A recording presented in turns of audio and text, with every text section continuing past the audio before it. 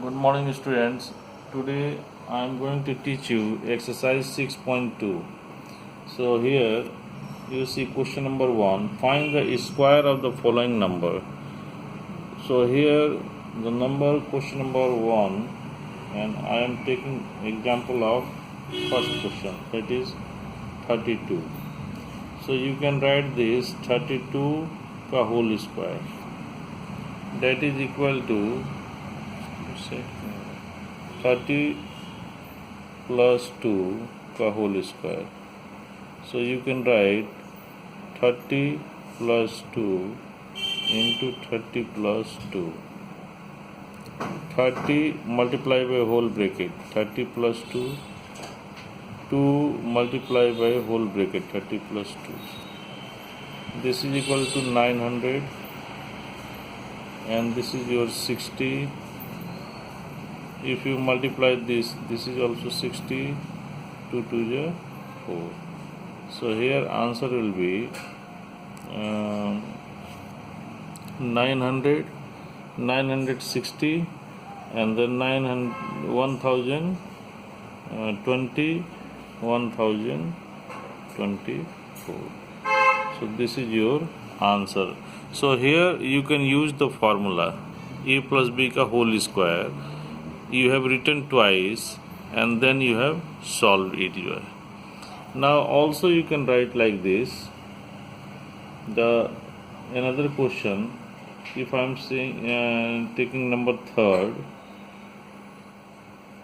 86, then 86 ka whole square, 80 plus 6 ka whole square, and then I am using identity, that is 80 a square plus b square plus 2ab, that is 2 into 80 into 6. Here I am using the formula a plus b whole square, a square plus b square plus 2ab. This is 8 8 64, 6 ka square 36, 6 2 is 12, 12 8 is 196, and 1 0. Then you add up all these. So here you will get 6400 960 36 6 9 13. This is your 7396. This is your answer. So either you can use this way or you can do this way. Then the another is write a Pythagorean triplet. Pythagorean triplet. So question number 2 is Pythagorean triplet.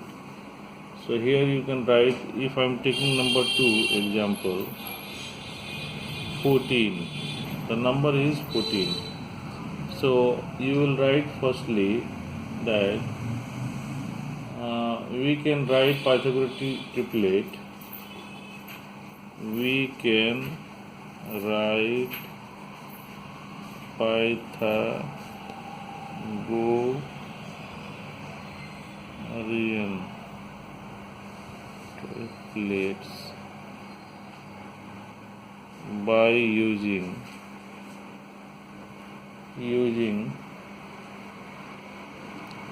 general formula 2m m square minus 1 m square plus 2 m square plus 2. So here let 2m equal to 14. So m equal to 14 upon 2, that is 7. Now again m square minus 1 equal to 7 ka square minus 1. 7 7 ja 49 minus 1 equal to 48. Then also m square plus 1, 7 ka square plus 1, 49 plus 1. that is equal to 50. So you see the Pythagorean triplet is the Pythagorean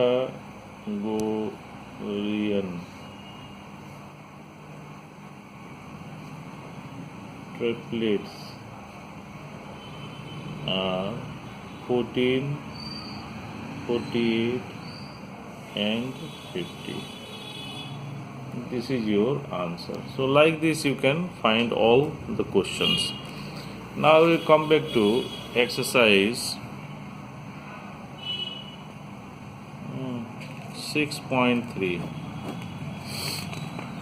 In exercise 6.3, what we are going to do, you see here, which could be the possible ones digit of the square root of the following number. जैसे 9801 है, इसका square root निकालेंगे तो unit place पे क्या होगा. जैसे आपका ये है क्वेश्चन नंबर 1 का नंबर 1 9801 अगर है, अगर इसका स्क्वायर रूट निकालेंगे तो यूनिट प्लेस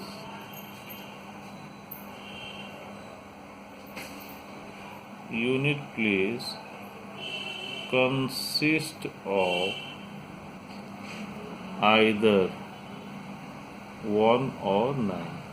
अब कैसे देखिए, ये यूनिट प्लेस पे 1 है तो देखिए 1 का स्क्वायर करने पे ये 1 यहाँ से लिए 1 का स्क्वायर 1 होता है और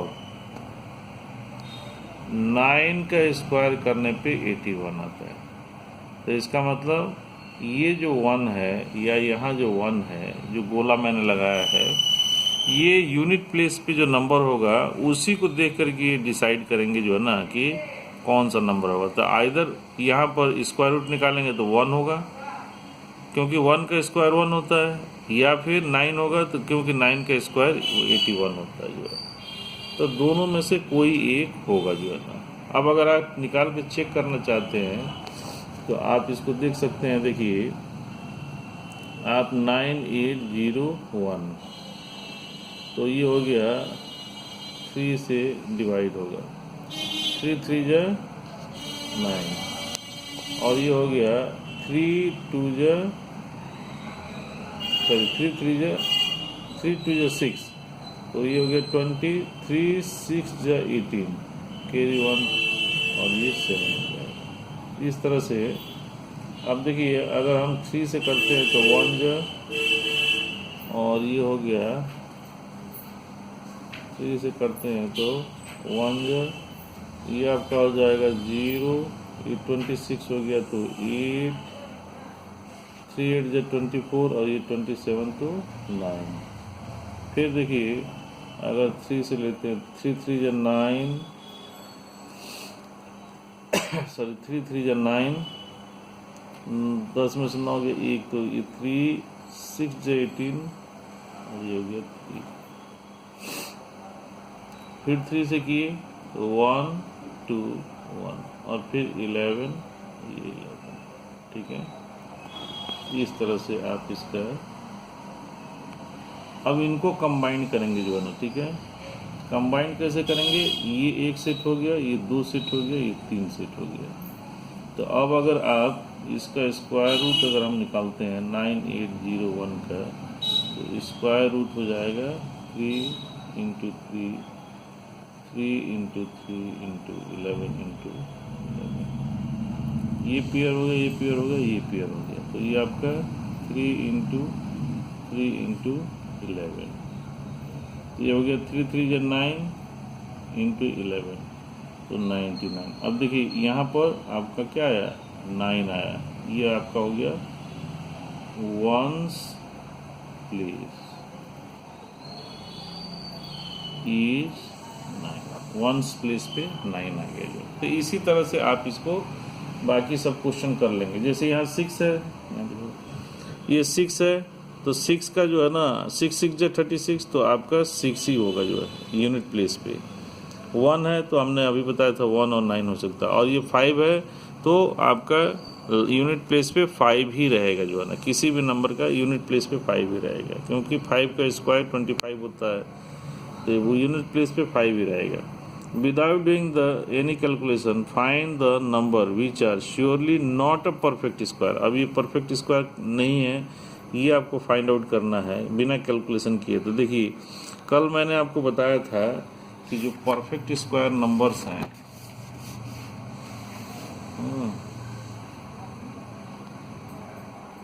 not a perfect square number, तो यूनिट प्लेस पे क्या होना चाहिए आपको? जब यूनिट प्लेस पे 2 होगा, 3 होगा, 6 7 होगा, 8 होगा। अगर ये 4 नंबर्स हैं तो ये आपका परफेक्ट स्क्वायर नंबर नहीं बनेंगे जो ना। तो अब आप देख लीजिए, इसके अलावा कोई होगा। अब जो परफेक्ट स्क्वायर नंबर है वो क्या था? जो परफेक्ट स्क्वायर नंबर्स बनेंगे, ठीक है, तो वो थे जो है ना 0 1 4 5 6 9। ये आपका परफेक्ट स्क्वायर नंबर्स थे, जिसके वंस प्लेस पे ये हो गया वंस प्लेस पे।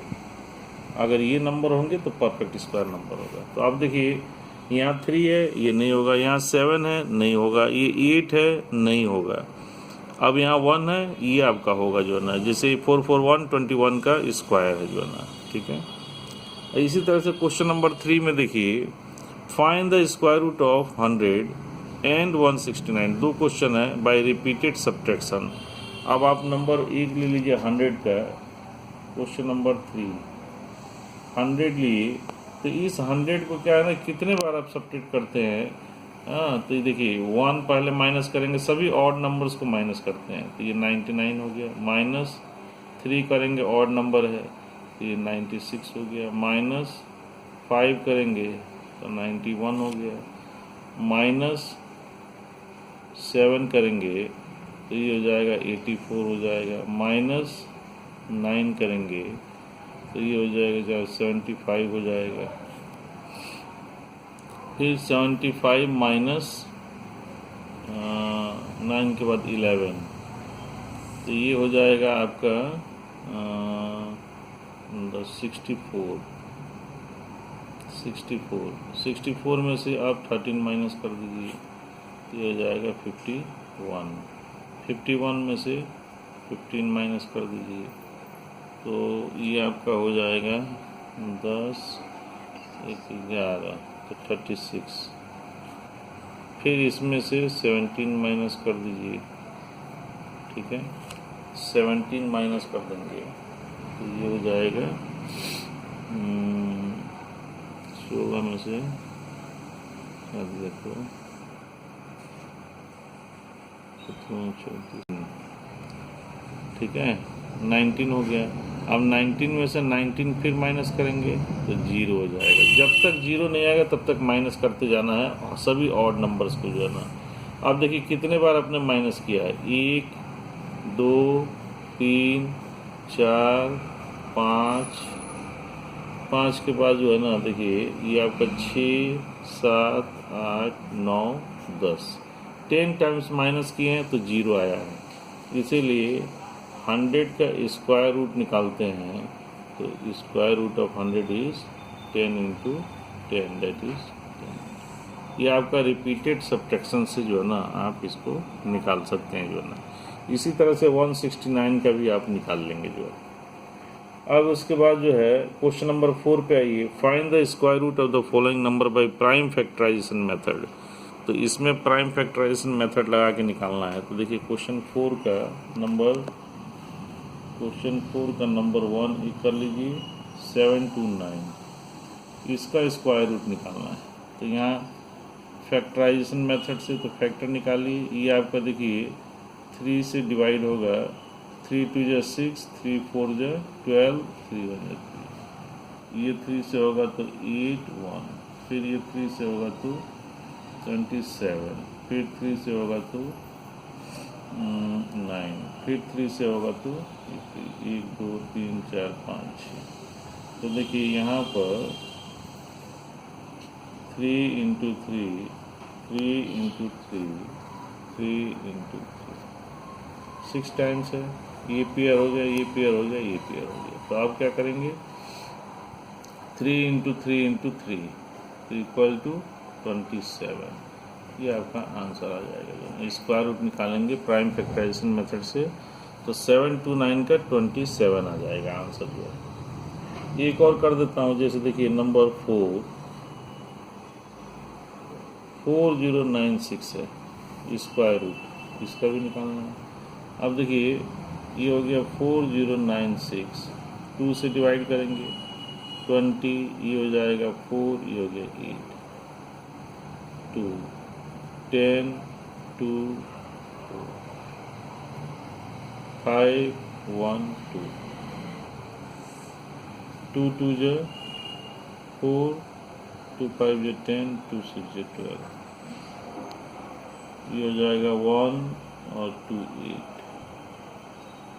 6 4 32 16 8। अब देखिए इसका अगर करेंगे तो कितना पेयर बन गया, 1 2 3 4 5 6 पेयर बन गए। यानी आपका ऐसे भी लिख सकते हैं 2 का पावर 2 2 का पावर 2 2 का पावर 2 2 का पावर 2 6 पेयर, 2 का पावर 2 1 2 3 4 5 2 का पावर 2 1 2 3 4 5 6। तब ये क्या हो जाएगा, 2 इंटू 2 इंटू 2 2 इंटू 2 इंटू 2, तो 8 और इधर भी 8 हो जाएगा। तो ये आपका 64 आंसर आ जाएगा। तो इस तरह से आप इसको कर सकते हैं जो है ना, ठीक है। बाकी भी क्वेश्चन इसमें इसी तरह से करना है, लेकिन नेक्स्ट क्वेश्चन जो है ना मैंने आपको नेक्स्ट डे बताऊंगा। थोड़ा सा ये टिपिकल है, बाकी क्वेश्चन इसी तरह से आप करेंगे। और ये बहुत ही इम्पोर्टेंट चैप्टर है, इसके एप्लीकेशंस बहुत सारे हैं।